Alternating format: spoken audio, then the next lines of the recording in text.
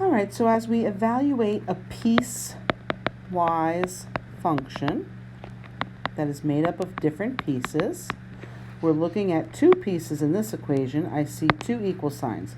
F of x equals -5, which we should know by now is a horizontal line.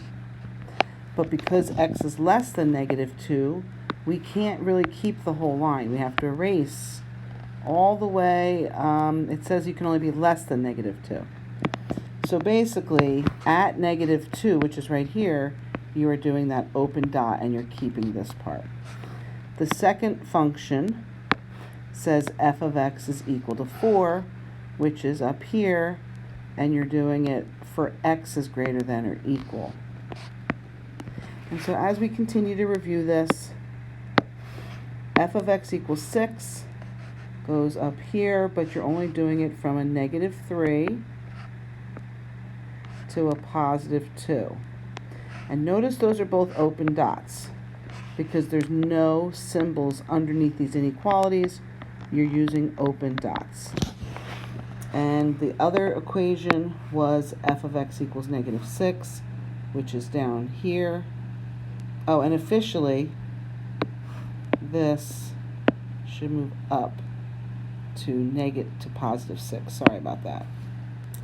Okay, and the second function is at -6, but that starts at 2 with a closed dot. I can see these are saying those closed dots again. That had come up before. And it's only going to +3. That's not a very long amount. As we try to continue with evaluating, it really, again, does depend on what the domain restrictions are. If you want to look at f of 3, if you're saying f of 3, you have to decide which place you can plug that in.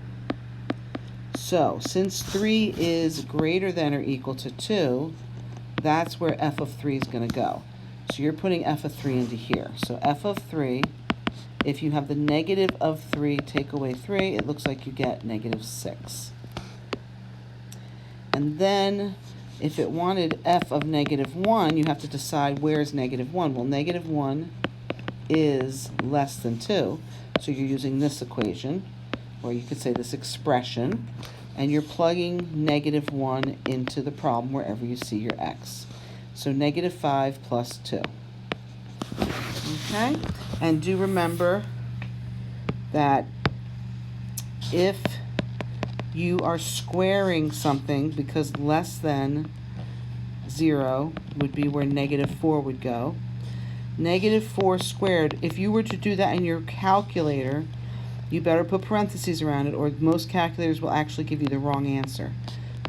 Okay, so be mindful that if you're using calculators, you're putting the -4 in a parenthesis before you square it.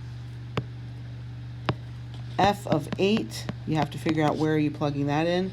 8 is greater than 0, so f of 8 we're going to be plugging into this second equation. 1/2 x plus 6, and we're plugging in our 8. So that's 4 plus 6, it looks like. And of course, for this last one here, f of -1, looks like -1 is greater than -2. So you're plugging it into x to the 4th. So wherever you see an x, you're putting in -1, and then plus x, which is, of course, -1. So that actually looks like that equals 0 when you're all said and done. And f of -4, -4 is less than -2. So when you plug it in there, you are cubing x and taking away 3, and -4 is your x. Now, a -3 times is always going to stay negative, and 4 times 4 times 4 is 64. And so it looks like our final answer is -67. And as we get to the end here, horizontal lines have, again, 0 slope. Vertical lines have no slope or undefined slope.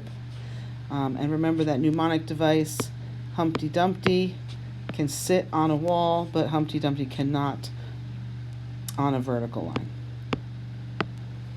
Okay, so the equation of a line, if you're given 0, 2, 0, 2 means you have the y-intercept.